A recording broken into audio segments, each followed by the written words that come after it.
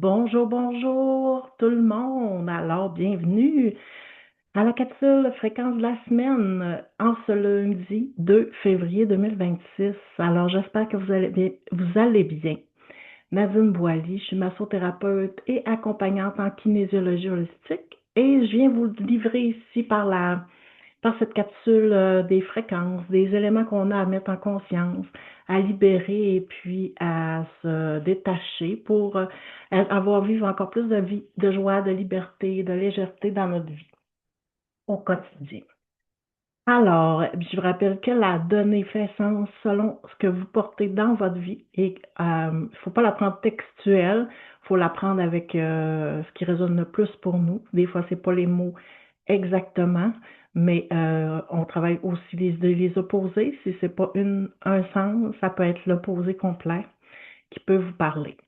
Et je vous invite à aller vous abonner à la page, à la chaîne YouTube pour pouvoir les recevoir à toutes les semaines. C'est comme ça aussi que je me fais connaître et que je fais qu'on fait vibrer encore plus loin le message. Alors voilà, pour le 2 février cette semaine. Alors, un nouveau mois qui débute. Quelle est la première donnée qu'on a besoin à mettre en lumière aujourd'hui pour le groupe, la communauté, pour moi et ceux qui me suivent, qui vont prendre contact de cette vidéo?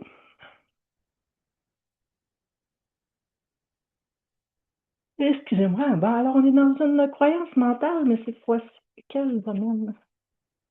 En lien avec en lien avec le travail. Excusez, page 1 à 5, 5 à 10. Page 8. Excusez, j'étais partie. J'étais pas à bonne page. Page 8.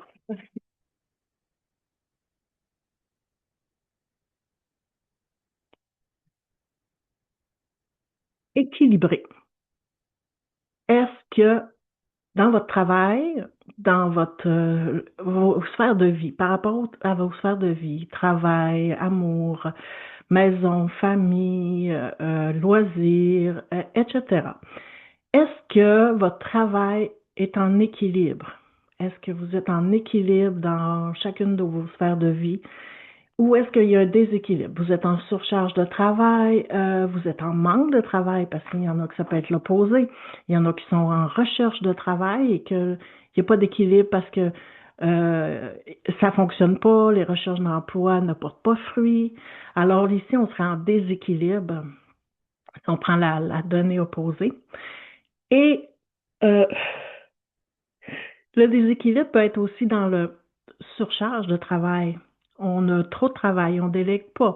On se laisse envahir par les contrats, les demandes, les courriels. Tu sais, tout peut prendre une proportion démesurée. Alors, et si on avait à se dégager le déséquilibre au niveau du travail, que ce soit par manque de travail, par trop de travail, par euh, la surcharge de travail, l'absentéisme, parce que des fois, il y en a qui sont absents, ne sont pas remplacés. Donc, les gens ils se retrouvent, voyons, beaucoup en surcharge de travail. Alors, il y a un déséquilibre qui s'installe et qui amène une surcharge de stress, qui amène un déséquilibre souvent dans les autres sphères de nos vies et qui nous rend un peu plus nerveux, plus irritables, plus stressés, moins en contrôle, disons, moins en équilibre. Excusez, hey, mon Dieu, ça travaille déjà. Alors, je vais vous inviter à prendre votre aimant, si vous en avez une, sinon à tapoter. Je vous rappelle que c'est le vaisseau gouverneur central. Donc, on dégage la charge d'énergie qu'on peut porter avec le déséquilibre lié au travail et qui peut impacter un peu toutes nos sphères de vie. Alors, on va partir avec cette fois, on va passer l'aimant et on dit je dégage le déséquilibre que je vis au travail. Je dégage le déséquilibre que je vis au travail. Je dégage le déséquilibre que je vis au travail qui impacte les autres sphères de ma vie. Je dégage le déséquilibre au travail. Je dégage le déséquilibre au travail. Je dégage le déséquilibre au travail. Je dégage le déséquilibre que je vis au travail. Je dégage le déséquilibre, le manque d'équilibre. Je dégage le déséquilibre au travail. Alors, on prend une belle grande respiration. On laisse partir tout le sentiment qui peut nous habiter en lien avec le fait d'être envahi, d'être bousculé, d'être surchargé, d'être hors de notre contrôle, en perte de contrôle, on n'y arrivera jamais, il y a trop de demandes. Alors, on met fin à ça. On coupe avec ces énergies-là pour pouvoir installer un sentiment d'équilibre. Alors, on va installer le sentiment d'équilibre, le sentiment de confiance, de contrôle, qu'une chose à la fois, on va y arriver. Donc, on va faire la composante opposée au déséquilibre, qui est l'équilibre. Alors, même chose, cette fois. Alors, j'installe un sentiment d'équilibre, de confiance en mes capacités, en réussir à atteindre les objectifs. J'installe la confiance, l'équilibre, à atteindre mes objectifs et à réaliser les tâches que je dois faire, une chose à la fois. J'installe l'équilibre qui va s'installer dans ma sphère de travail, mais qui va répercuter toutes mes autres sphères de vie. J'installe le sentiment d'équilibre. J'installe le sentiment d'équilibre. J'installe le sentiment d'équilibre, de confiance, d'être en contrôle. J'installe le sentiment d'équilibre. J'installe le sentiment d'équilibre, de réussite, de faire les actions que je dois faire. Alors, voilà pour la donnée, la première donnée qui était sur une croyance mentale sur le travail en lien avec l'équilibre qu'on a au niveau du travail. Quel est l'équilibre ou le déséquilibre que je dois installer ou désinstaller? Voilà pour la première donnée de la semaine. Je me rappelle que quand je baille, c'est parce que ça travaille beaucoup énergétiquement. Oui, je peux être fatiguée, mais il y a quand même une charge énergétique qui change, qui traverse. Donc, c'est souvent pour ça que je baille. Il y en a qui vont exprimer ça par... il peut y avoir des rapports d'héros. Donc, surprenez-vous pas des sensations que vous pouvez ressentir à faire un dégagement. Je vous rappelle que c'est le pouvoir de l'intention. Il faut mettre la bonne intention. Qu'est-ce qu'on veut? Dégager quelque chose de négatif ou installer quelque chose de positif. Donc, c'est vraiment, et vous pouvez changer les mots pour mettre en fonction de ce qui résonne dans votre vie, dans votre sphère, dans l'aspect qui vous rejoint le plus là, dans les deux composantes positives ou négatives. Alors maintenant, on poursuit avec la deuxième donnée de la semaine. Pour la semaine du 2 février 2026, qu'est-ce qu'on a besoin aujourd'hui pour la communauté et moi-même à mettre en lumière?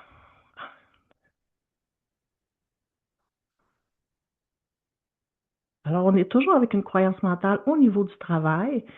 Quelle est l'émotion, la donnée, la croyance qu'on a à mettre en relief, en lumière?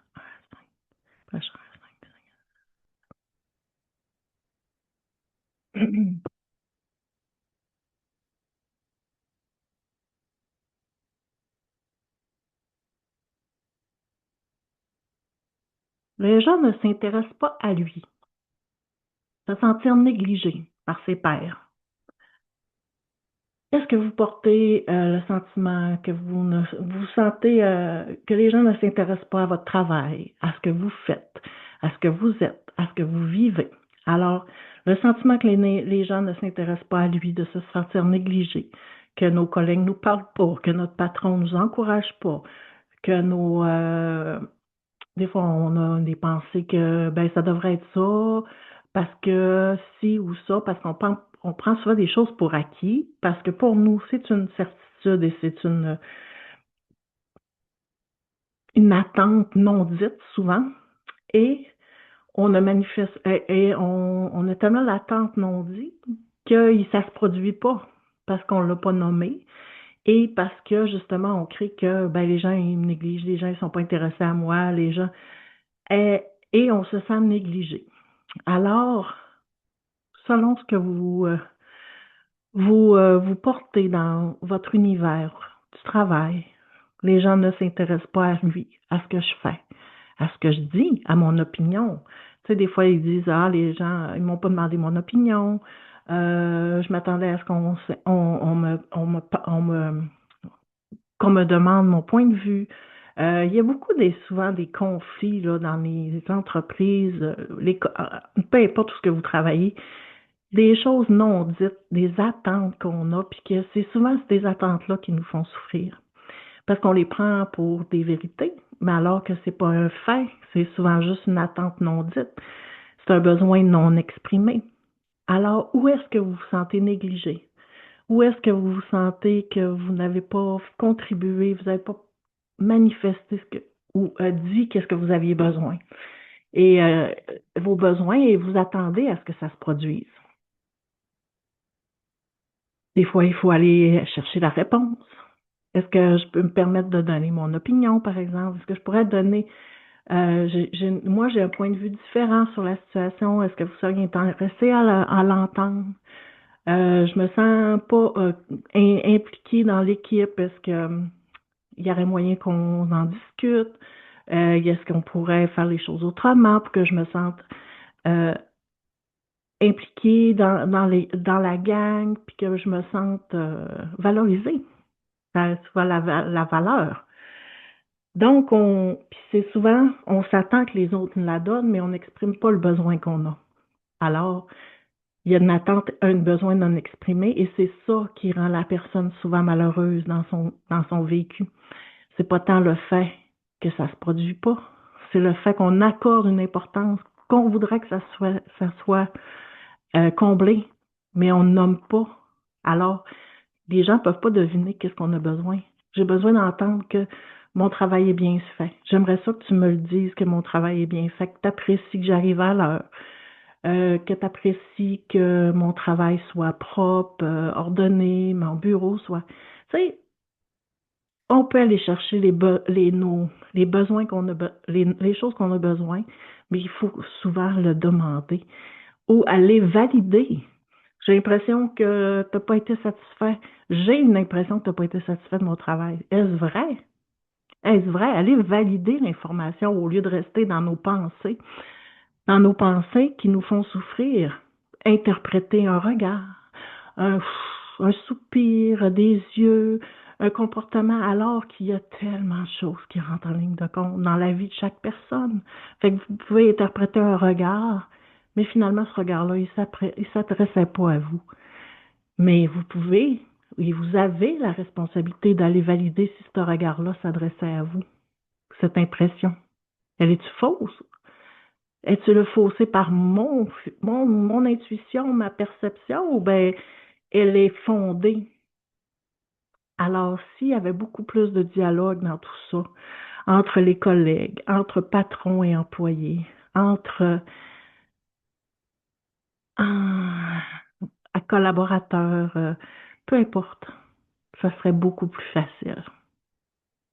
Alors, on va dégager le sentiment que les gens ne s'intéressent pas à nous. Et on va alterner le sentiment d'être négligé ou que les gens ne s'intéressent pas à nous. On va alterner. Alors, je dégage le sentiment que les gens ne s'intéressent pas à moi. Je dégage le sentiment d'être négligé, de ne pas faire partie de l'équipe, de la gang. Je dégage le sentiment que les gens ne s'intéressent pas à moi. Je dégage le sentiment d'être négligé. Je dégage le sentiment que les gens ne s'intéressent pas à moi. Je dégage le sentiment d'être négligé. Et là, on parle au travail, mais ça pourrait s'appliquer à d'autres sphères. Je dégage le sentiment que les gens ne s'intéressent pas à moi, que les amis ne s'intéressent pas à moi, que les collègues ne s'intéressent pas à moi. Et je dégage le sentiment d'être négligé.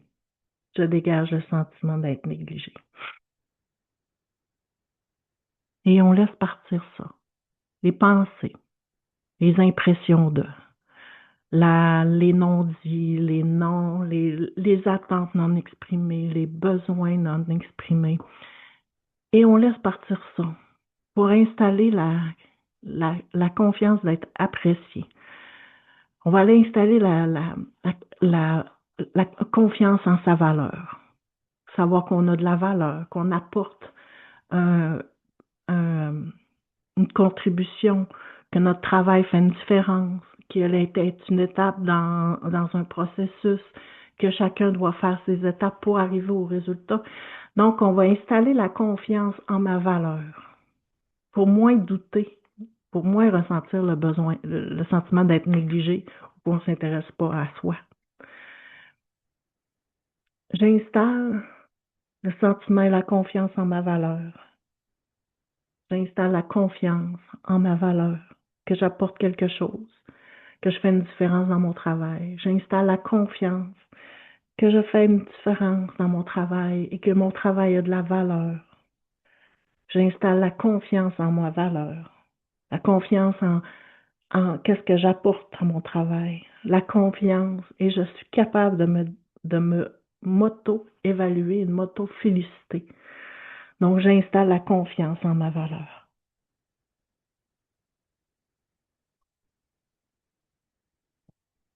Voilà.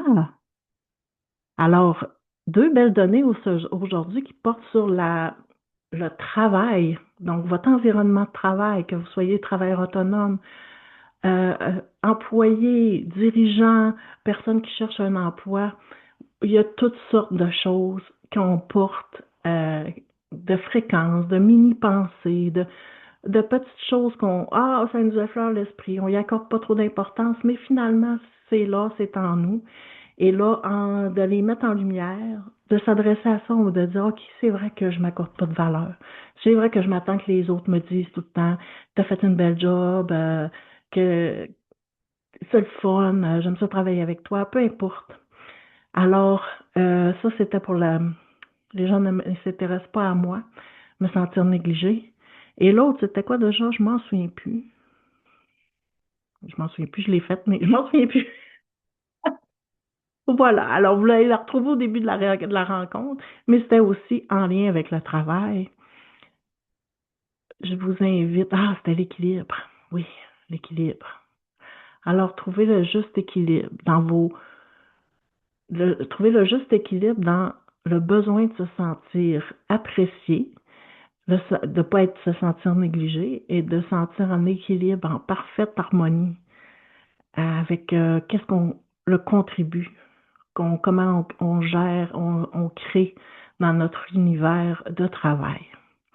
Alors voilà, c'était les deux données de la semaine du 2 février.